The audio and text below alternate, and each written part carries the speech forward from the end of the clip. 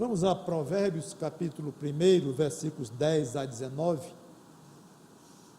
Aliás, na semana passada eu preguei sobre os versículos 8 e 9, mas não é bem a continuação não, porque é um assunto diverso.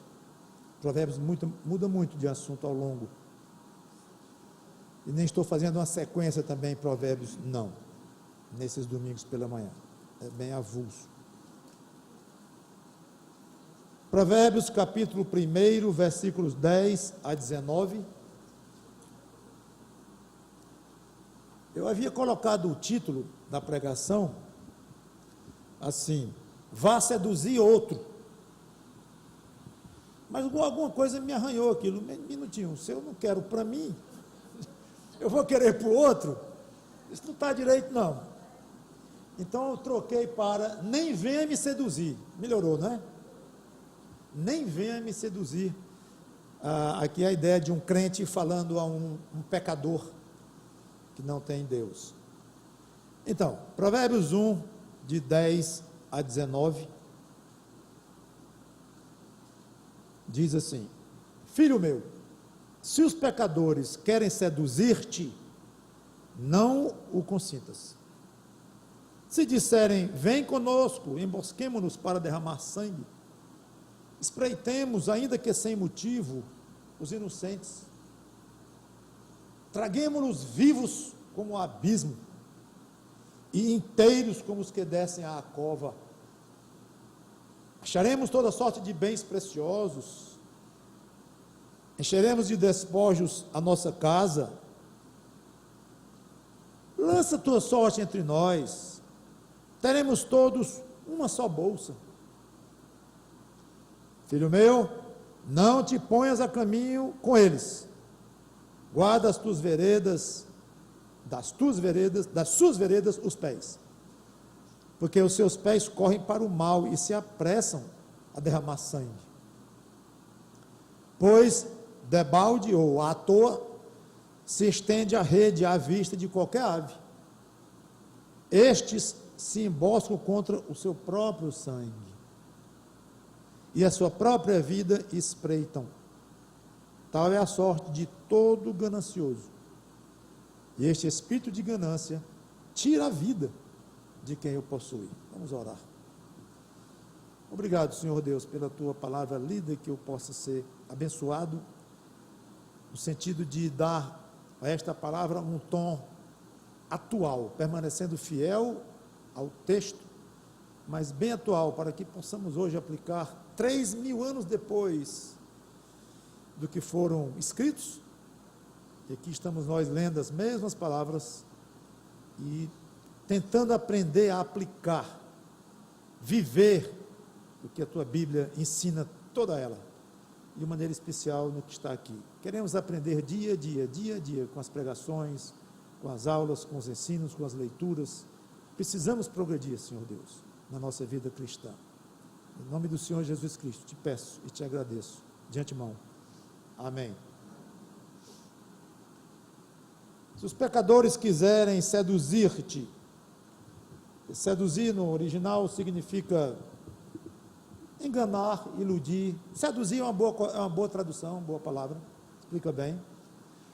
Aqui ele fala de uma maneira geral.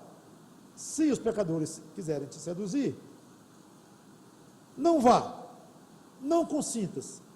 Se parássemos aqui a leitura, estava aí uma aplicação espetacular, uma afirmação espetacular, geral. Cuidado com os pecadores naquilo que eles querem levar vocês para o mal. Que mal? Tudo o que não agrada a Deus. Pronto. Mas ele vai particularizar. Do versículo 11 até o 14, ele vai explicar, não é nem explicar, ele vai afunilar o que ele quer dizer. De uma maneira geral, qualquer tipo de sedução para o mal não é bom, mas agora ele vem seduzir exatamente para quê? Eu quero falar de um assunto específico: ganhar dinheiro pela violência e roubo. É interessante isto. Uma leitura mais apressada pode parecer que a sedução aqui é para matar gente, para assaltar a gente, para ser violento, raptar. Mas não é. O objetivo final não é esse. Esse é o meio. O objetivo final é dinheiro. Porque ele diz aqui, lá na frente, o motivo para que ser violento. Não, gratuitamente. Não, não é gratuitamente. Vai pegar o dinheiro dele, da vítima. Uma vítima inocente, que não fez nada, como ele mesmo diz aqui. Então não é uma vingança, é uma violência gratuita no sentido de que o outro é inocente, mas não gratuita no objetivo. O objetivo é claríssimo. As expressões aqui são expressões fortes, como ele começa a derramar sangue, espreitar o inocente, tragar vivo, como o abismo faz. Aí ele fala em bens preciosos, despojos, depois se fala de alguém que foi vencido, ou que foi aniquilado, ou foi morto. Então, indico aqui um quadro claro de um planejamento de um assalto, uma violência, morte, se for preciso, não tem problema nenhum, pode ter também no processo, e finalmente o objetivo almejado, que é o dinheiro do roubado. Agora aparece um jornal de hoje. Pode abrir qualquer jornal, qualquer televisão, vão noticiário, vão ouvir exatamente esse tipo de coisa acontecendo.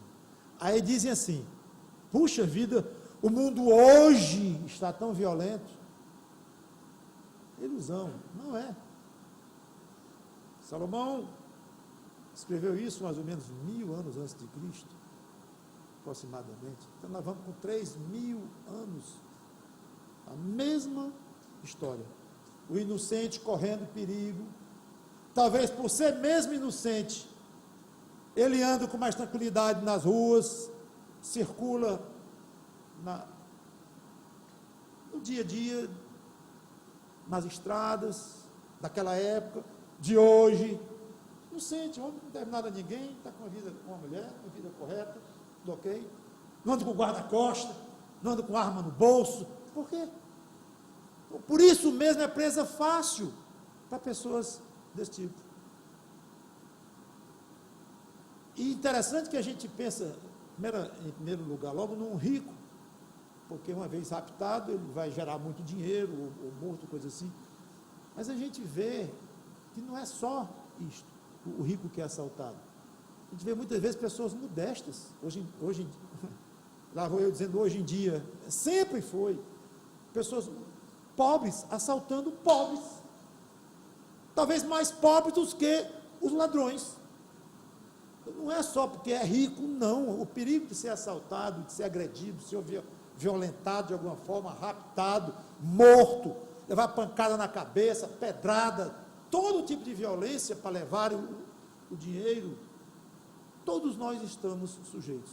Pobres, médios, ricos, milionários, as formas talvez mudem um pouco, mas no fim é o mesmo mundo. Perdido, pecador, violento, extremamente violento. Sempre foi. Às vezes, em alguns lugares, em algumas épocas, em alguns locais, em alguns países, conseguem segurar um pouco mais essa violência, uma polícia mais bem organizada, um Estado mais bem estruturado, mas apenas seguram mais, porque a violência aqui dentro é a mesma, e é só questão de oportunidade para essa violência se externar. Agora, uma coisa talvez um pouquinho, vou dizer, perigosa, mas que corre o risco de essa passagem ser quase desprezada por nós. Isso acontece em muitos casos, eu gosto sempre de chamar a atenção, porque ela é tão forte, no começo logo, vamos matar gente, vamos roubar, vamos jogá-la num abismo, como se fosse numa cova. Aí que você começa a ler isso aqui, isso não tem nada a ver comigo, nada, não está nem perto de me alcançar esse tipo de sedução. Eu vou ser seduzido por alguém, vai matar outro? para assaltar com 38 outro, para explodir uma casa de outro para poder entrar. Não tem nem perigo. Aí você pula, pelo menos pula mentalmente, e começa a ler sem muito interesse, que não tem nada a ver comigo. Aí lá na frente você encontra alguma passagem que pode ter a ver com você e retoma a sua atenção. Cuidado, porque eu já disse que o perigo aqui da sedução não é o matar gente, nem ser violento com as pessoas. O perigo aqui é o alvo final. As tentações mais fortes que nós corremos, as mais perigosas, são as que visam a questão do ganho ilícito. Se for preciso muita violência, você está fora. Mas e se não for?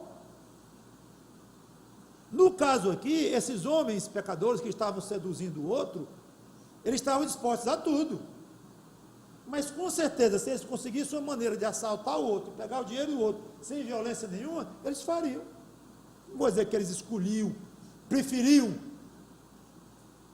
Alguns bandidos hoje maltratam mesmo aparentemente de uma forma gratuita, mas muito isso pode ser explicado pela droga.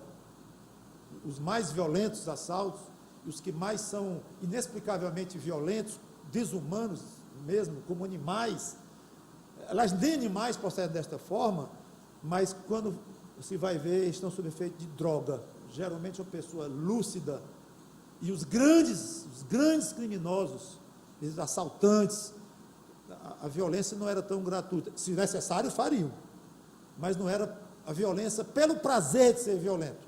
Também tem pessoas que estão fora de si para fazer isso. O perigo mesmo, pelo menos para nós, não acho que aqui tem alguém que tem essa tendência de ser violento gratuitamente, mas são essas que prejudicam outras pessoas, sim, não fisicamente, e que nos permitem ganhos. Aí vem concorrência desleal, o roubo puro e simples, não violento, uma exploração de uma posição que você tem sobre o outro, e você arranca dinheiro do outro pelo poder que você tem, não tem violência nenhuma, física, mas prejudica o outro. Sonegação, prejudica o Estado, que o Estado na realidade é o povo. Mas é muito impessoal e tal, mas está prejudicando gente, espiritualmente os pobres, que precisam dos investimentos do Estado, do governo, para providenciar hospitais e tudo mais.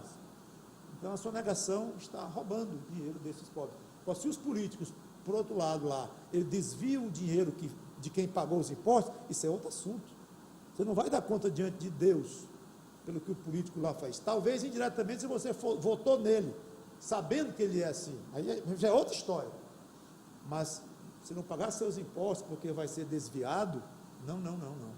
Pague o que for para pagar.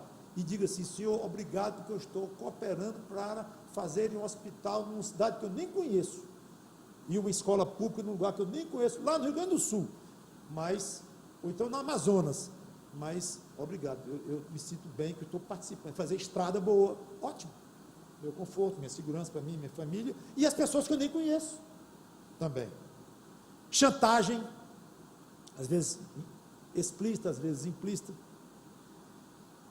1 Timóteo capítulo 6, versículo 10, já li aqui algumas vezes. É interessante, irmãos, como eu me encontro muito em frente a passagens que falam disso. Vou para Salmo, vou para Provérbios, vou para a carta de Paulo, vou para Cristo nos Evangelhos, e lá está o problema do dinheiro. Eu fico até às vezes um pouco receoso, vocês pensarem, pastor Mauro, tu está escolhendo muita passagem que fala da questão financeira e do dinheiro, mas a Bíblia tem muito, quase para onde a gente vai, está lá a questão do dinheiro, do ganho, e daquilo que o dinheiro traz. Ora, se está muito na Bíblia, vocês vão ouvir, porque eu estou aqui para pregar a Bíblia inteira mesmo. 1 Timóteo capítulo 6, versículo 10, uma passagem bem conhecida, já li várias vezes aqui, e não vai ser, se Deus quiser, a última. Essa passagem fala muito do dinheiro aqui, é bom para você que tem particularmente essa tendência de amar o dinheiro mais do que é para ser, aliás, amar o dinheiro não é para ser amar de jeito nenhum.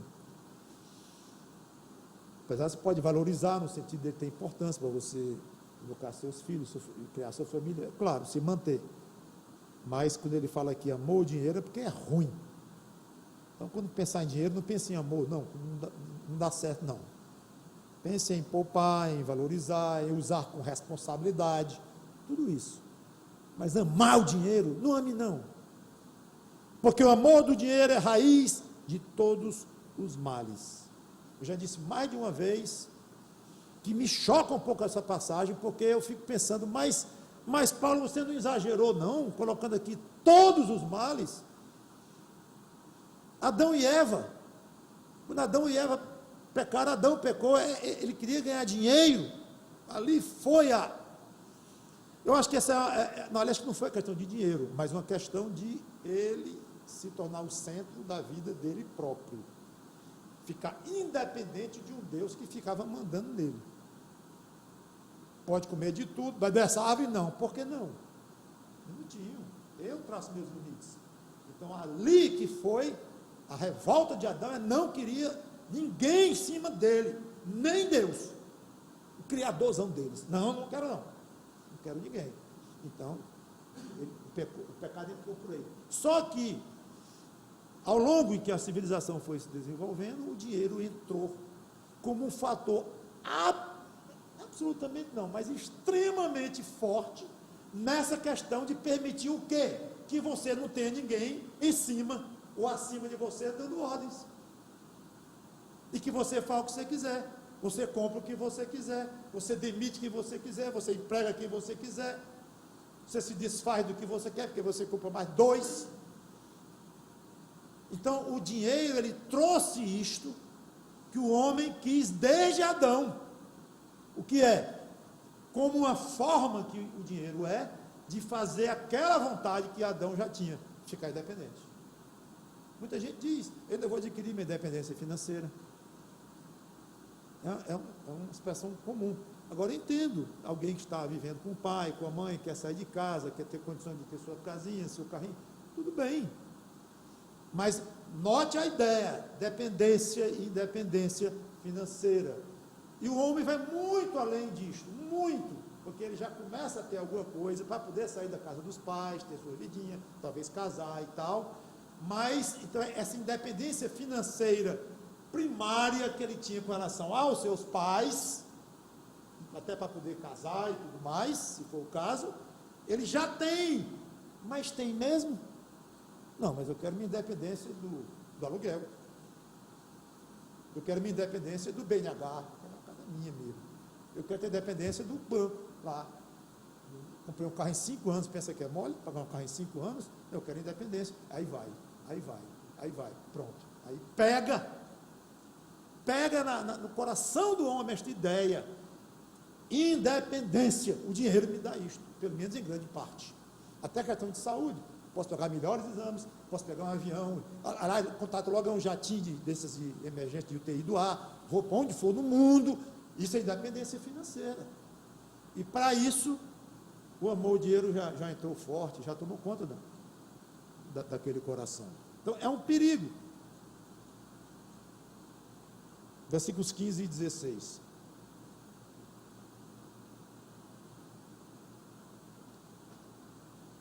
Voltando então a Provérbios 1.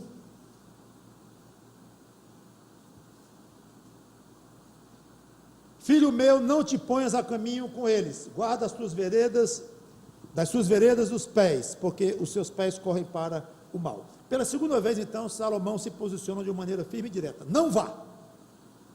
Ele disse na primeira vez, no primeiro versículo, que é o versículo 10 do nosso texto: não vá, não consintas, agora não vá.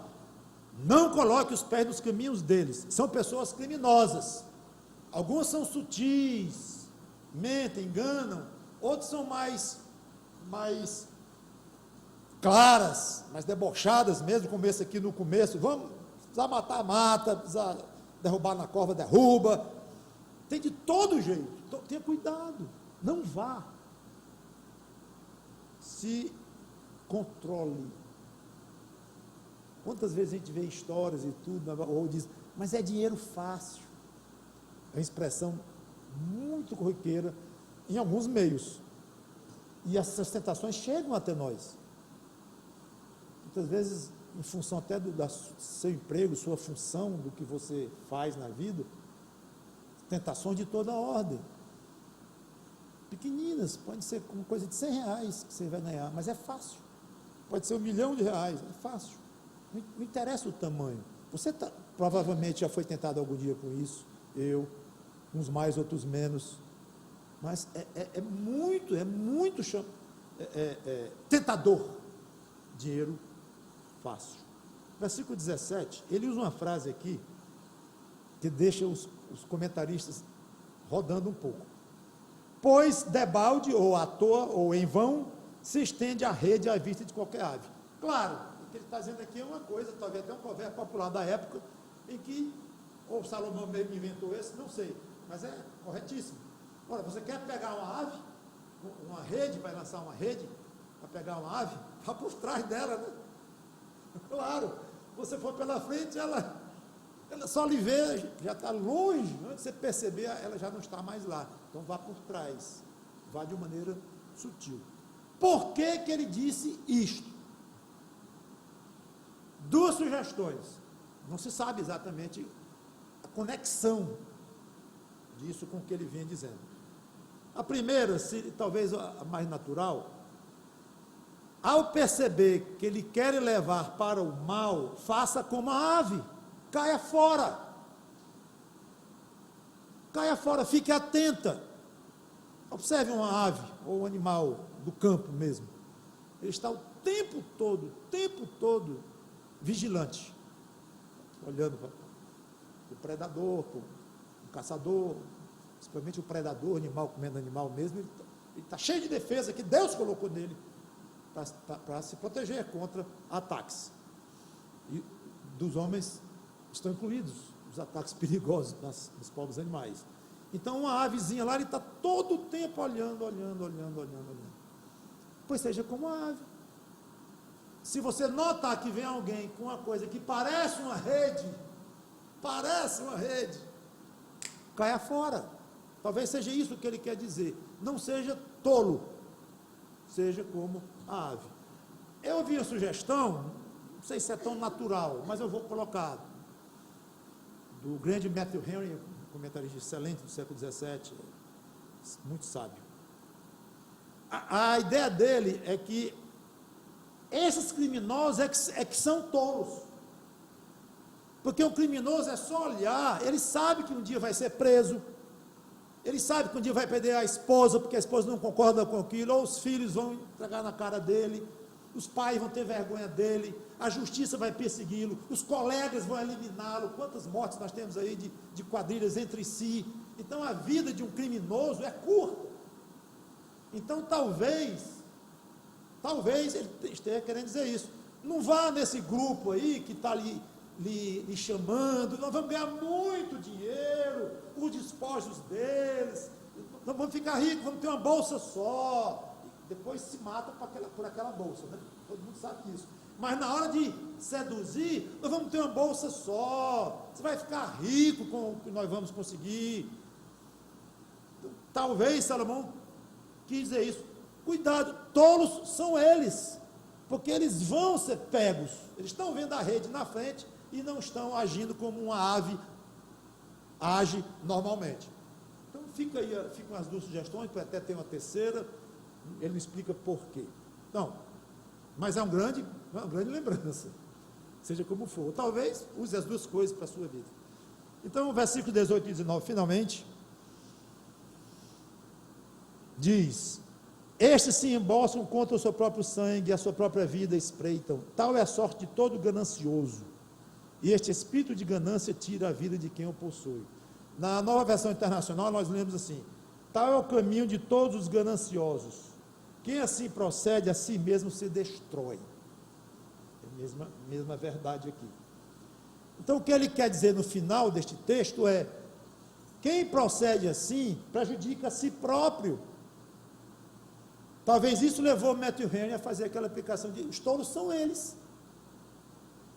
Então, seja como for, prejudica a si próprio, estão se destruindo. Então você vai se deixar seduzir por um grupo desse, por mais tentador que seja a oferta de dinheiro fácil, se é que podemos chamar de fácil, você agredir alguém, bater numa pessoa, matar uma pessoa, torturar uma pessoa, para pegar o dinheiro é fácil à primeira vista, mas sem falar no aspecto da consciência depois, da pessoa, a pessoa tem a consciência dentro dela. Quantos criminosos aí devem sofrer muito, muito, com o peso da consciência, dia e noite, na prisão, ou no seu esconderijo, ou mesmo que nunca tenha sido pego, e vive rico mesmo aí, entre uns e outros, mas lá dentro. Então não é tão fácil não, mas a sedução diz que é fácil, muitos acreditam. Ele encerra falando em 2 vezes ganância, viu? Deixando muito claro que o assunto principal dele não é a violência. Eu comecei dizendo isso e estou terminando dizendo isso. Não é a violência, é a ganância do dinheiro. Então o que ele diz aqui é o espírito de ganância que é perigoso. A ganância é uma das molas que mais movimenta este mundo maligno que é dominado pelo Deus desse século, o diabo. A ganância. Aliás, eu fiquei pensando, talvez uma boa definição de ganância fosse aquela expressãozinha lá de Paulo em 1 Timóteo 6,10 que eu acabei de ler, amor ao dinheiro. Talvez seja uma definição excelente. Amigo, defina ganância, amor ao dinheiro. Quer mais e quer mais. Tira a vida, tira a vida de quem o possui, é quando a NVI falou em destrói. Termina preso, ou perseguido, ou mal visto, ou apavorado, ou angustiado, em suma, absolutamente destruído. Agora eu quero terminar dando um antídoto. Dá vontade de pregar outro tanto, mas eu só vou ler e encerrar. O antídoto à ganância. Tem um antídoto? Tem. Hebreus 13:5. Vou deixar só o gostinho com vocês, mas é a solução. Que solução? Hebreus 13:5.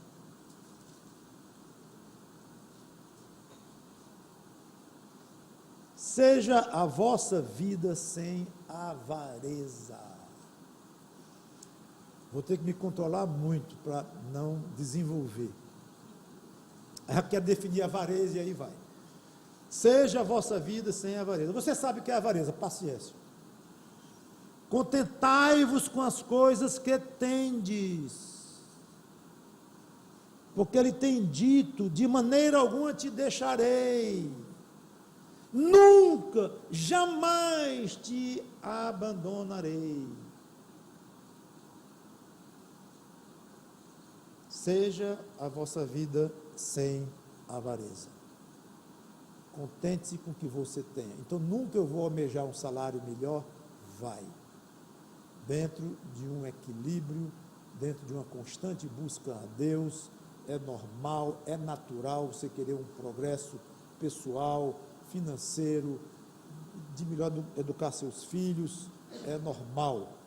Mas o limite entre o que é normal e entre o que é não estar contente com o que tem, às vezes não é tão fácil marcar, e às vezes é muito fácil marcar.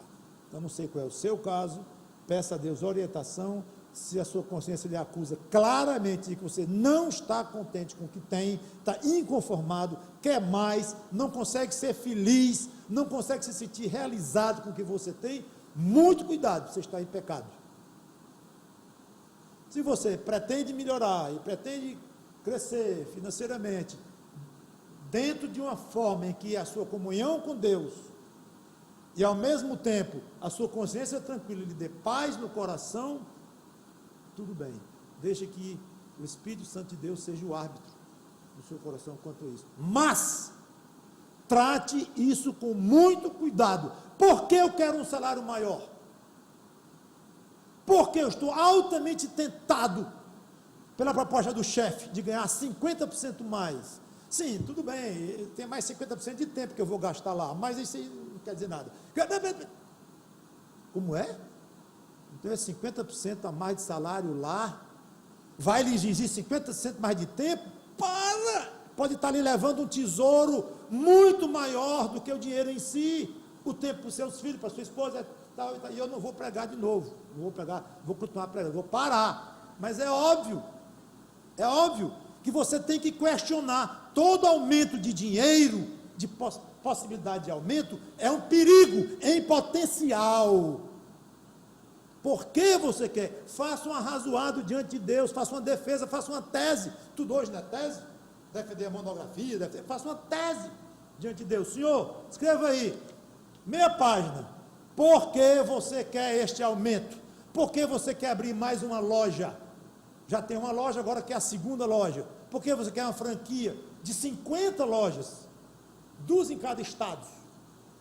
Por que você quer isto? Isso é sério, irmãos. Pode ter ganância pura por trás.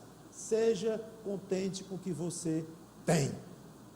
Quanto mais trate diretamente com Deus, Ele vai lhe dar paz, para você melhorar financeiramente. Vamos orar. Obrigado, Senhor Deus, pela Tua palavra, e que eu tenha conseguido colocá-la para os dias de hoje, na nossa prática, porque é muito sutil a tentação para a ganância. Em nome do Senhor Jesus Cristo, te peço que nos livre desta peste. Em nome de Cristo. Amém.